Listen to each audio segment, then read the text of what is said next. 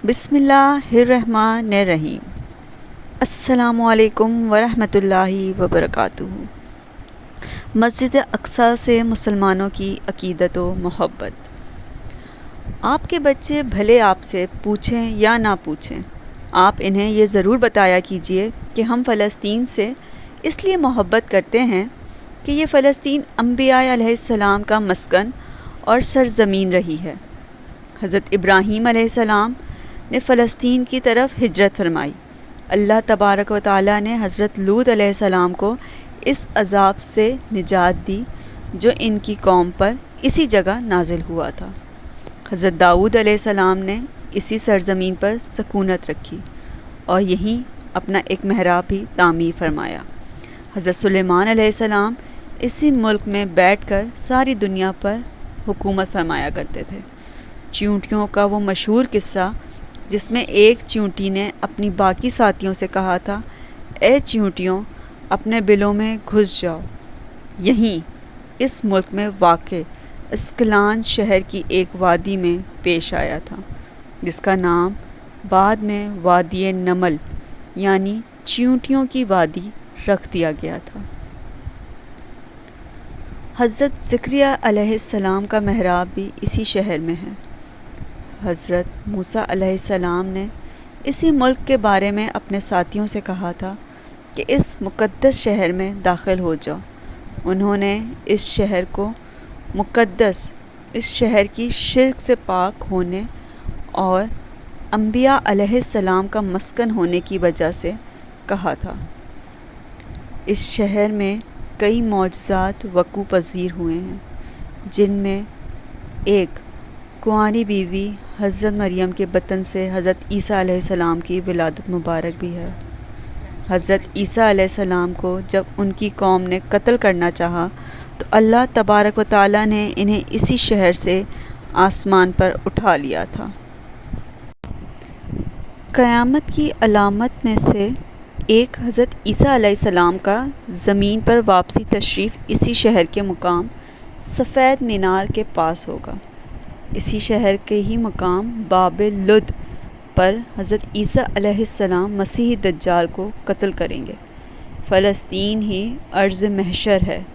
इसी शहर से ही याजूज माजूज का ज़मीन में कताल और फ़साद का काम शुरू होगा। इसी शहर में वक़ू पज़ीर होने वाले किस्सों में से एक किस्सा तालूत और जालूत का भी है। फ़लस्तीन को नमाज की फ़र्ज़ियत के बाद मुसलमानों का क़िबला अव्वल होने के एज़ाज़ भी हासिल है। हिजरत के बाद हज़रत जिब्रील अलैहिस्सलाम दौरान नमाज ही हुक्म रही से आका अलैहिस्सलाम को मस्जिद अक्सा यानी फ़लस्तीन से बैतुल्लाह काबा मशरिफ़ा मक्का मुकर्रमा की तरफ रुख करा गए थे। जिस मस्जिद में ये वाक़या पेश आया वो मस्जिद आज भी मस्जिद क़िबलतैन कहलाती है। हुज़ूर अकरम सल्लल्लाहु अलैहि वसल्लम मेराज की रात आसमान पर ले जाने से पहले मक्का मुकर्रमा से यहाँ बैतुल मुक़द्दस फ़लस्तीन में लाए गए। सरकार दो आलम हज़रत मोहम्मद सल्लल्लाहु अलैहि वसल्लम की इक्तिदा में अंबिया अलैहिस्सलाम ने यहाँ नमाज अदा फरमाई। इसी तरह फ़लस्तीन एक बार फिर सारे अंबिया का मस्कन बन गया। सैयदना अबू ज़र रज़ी अल्लाह ताला अन्हा कहते हैं कि मैंने रसूल अल्लाह सल्लल्लाहु अलैहि वसल्लम से अर्ज़ किया कि ज़मीन पर सबसे पहली मस्जिद कौन सी बनाई गई? तो आप सल्लल्लाहु अलैहि वसल्लम ने फरमाया, मस्जिदुल हराम यानी खाने काबा। मैंने अर्ज़ किया कि फिर कौन सी मस्जिद बनाई गई? आप सल्लल्लाहु अलैहि वसल्लम ने फरमाया कि मस्जिदुल अक्सा यानी बैतुल मुक़द्दस। मैंने फिर अर्ज़ किया कि इन दोनों के दरमियान कितना फ़ासला था? आप सल्लल्लाहु अलैहि वसल्लम ने फरमाया 40 बरस का। और तू जहाँ भी नमाज का वक्त पा ले वहीं नमाज अदा कर ले, बस वो ही मस्जिद है। बैतुल मुक़द्दस का नाम कुद्दस कुरान से पहले तक हुआ करता था।